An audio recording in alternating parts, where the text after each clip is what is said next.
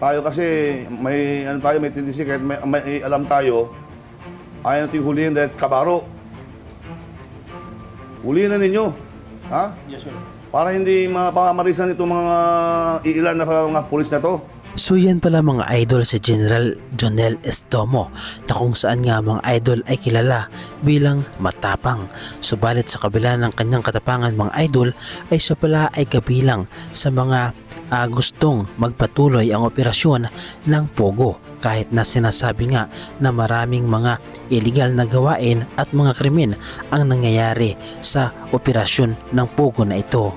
Matatandaan nga mga idol na sinabi noon ni dating Pangulong Duterte na ang Pogo di umano nga mga idol ay malinis at walang krimen na nangyayari.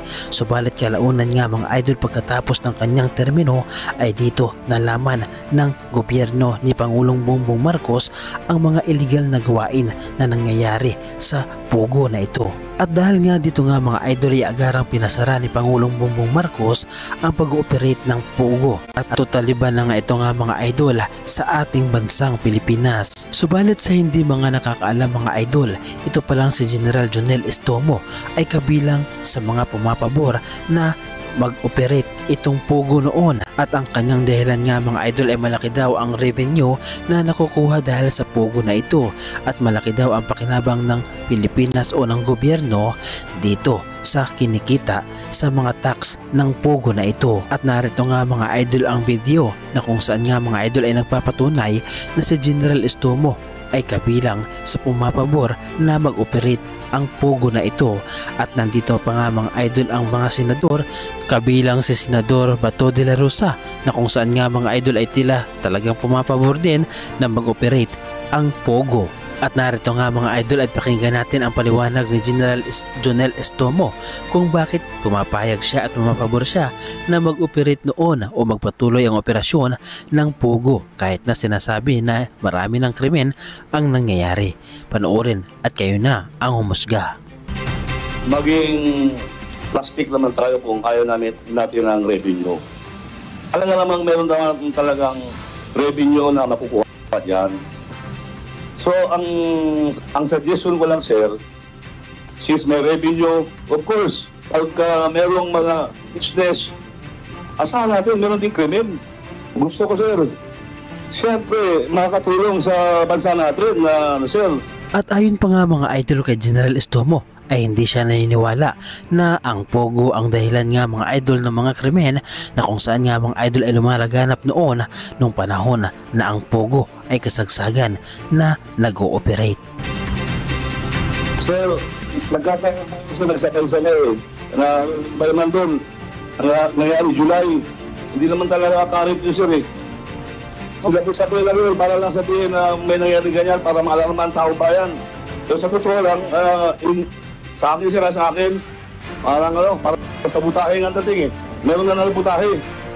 Sa butahe? Oo sir, kaya sa tingin ko naman, we can handle kahit anong hindi ng kidnapping, kahit anong krimen sa Metro Manila. At ito nga mga idol ang mga pahayag noon ni General Jonel Estomo na kung saan nga mga idol ay isa siya sa pumapabor na mag-operate ang Pogo. At ngayon nga mga idol na nauugnay ang pangalan ni General Jonel Estomo sa mga nawawalang sabungero na kung saan nga mga idol ayon kay alias Tutoy o Patidungan ay isa siya at sangkot siya at kabilang siya sa mga ito. At dahil nga dito nga mga idol ay kabilang si General Jonel Estomo sa mga sinampahan ng mga kaanak ng mga nawawalang sabungero na kung saan ay patong-patong na kaso ang isinampa sa kanila kabilang si Atong Ang na itinuturo din naman mga idol ni Patidungan na di umano ay mastermind sa lahat. Formal nang naghain ng patong-patong na reklamo sa Justice Department ang kaanak ng mga nawawalang sabungero laban sa negosyanteng si Atong Ang at 60 iba pa. Dawit din sa asunto ang dating aktres na si Gretchen Barreto at dating PNP NCRPO Chief Jonel Estomo. Sa kabilang banda mga idol ay hindi pa rin mapigilan ng mga kaanak na mga nawawalang sabongero ang emosyon at halong galit na nangyari sa kanilang mga kaanak, na kung saan nga mga idol ay hindi makatarungan at hindi makatao ang ginawa sa kanila. Bakit gano'n ang ang ginawa sa kanya? Kung yung sabi nila na ninyope, yun na pa ba ang bayad, yung paslangin sila. Sama-samang nagsampa mga idol ang mga kaanak ng mga nawawalang sabongero upang sampahan ng kaso at patong-patong na kaso, kabilang nga mga idol at lalo tigit si Atong Ang, na kung saan nga mga idol ay mastermind umano. Ang mga kinasuhan po namin, siyempre yung aming talagang matagal nang hinala si Mr. Atong Ang, kasama sila Eric De La Rosa, RJ Mejia, at saka yung ibang mga pulis, si Attorney Caroline Cruz, multiple murder po at saka serious illegal detention. Ayon naman mga idol sa kinauukulan ay dapat na managot itong si Atong Ang, na kung saan nga mga idol ay siya di umano ang utak at pulot-tulo at siya ang may-ari ng sabungan. Kaya naman kinakailangan daw na litisin at trial agad itong si Atong Ang upang mapanagot sa lahat ng kanyang ginawa. Siya ang main player sa Isabong eh. Siya ang main player dyan, siya ang amo ni Totoy or Dondon.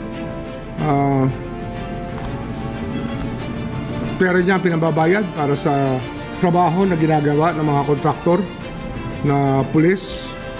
Kaya ang mahalaga talaga dito ay malitis to. Trial talaga ang mahalaga dito. Magkaroon na ng trial to on the merits.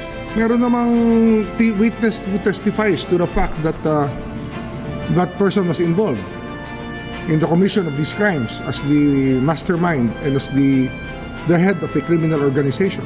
At mas lalo pa nga daw nga mga idol na tumibay ang ebidensya laban kay Atong Ang, na kung saan nga mga idol ang magkakapatid na patidungan ay di umano nga mga idol ang witness sa lahat ng mga pangyayari. Reliability niya ng kanyang testimony is foolproof in many ways because his picture appears sa isang ATM withdrawal na ATM ng isang missing sabongero. Mas mabigat pa dyan, na-witness siya rin na pagpatay. 10 tao yun na-witness siyang patay. At kabilang din nga mga idol sa sinampahan ng kaso ay walang iba nga mga idol si Gretchen Barito, na business partner nga ni Atong Ang, na kung saan ay kabilang din di umano sa Alpha Group. At dahil nga mga idol sa tuloy-tuloy na pag-usad ng kaso tungkol sa mga nawawalang sabongero, ito na kaya nga mga idol ang pagkakataon na makakamit nila ang hustisya. Ito na kaya nga mga idol ang hinihintay ng mga kaanak na mabigyan ng katarungan ang kanilang kapamilya na nawawalang sabongero. Dahil sa kabila nga mga idol ng kagustuhan nila na mapanagot ang mastermind, ay tila lahat ay ginagawa nila nga mga idol upang hindi sila maakusahan at upang mabaligtad ang sitwasyon, at tila ginagamit nga mga idol ng kalaban ang kanilang mga kapirahan, ang kanilang mga pera, upang sa ganun nga mga idol ay mabili nila ang kanilang mga gusto, at kahit nga mga idol ang mga abogadong magagaling ay kaya nilang bilhin. Natural for them to concoct their stories. Yung talaga gawain talaga ng ano yan eh, ng mga abogado, di ba? Sabi ko nga, ang kalaban namin dito, the best lawyers money can buy. Ano ang masasabi ninyo mga idol sa pag-usad ng kaso tungkol sa mga nawawalang sabongero? Mapapanagot kaya mga idol ang totoong salarin? Mapapanagot kaya ang totoong mastermind at utak sa lahat ng pangyayaring ito? Ano kaya mga idol ang kahihinatnan ng kasong ito? Ibahagi mo naman mga idol ang iyong reaksyon at opinyon sa ating comment section.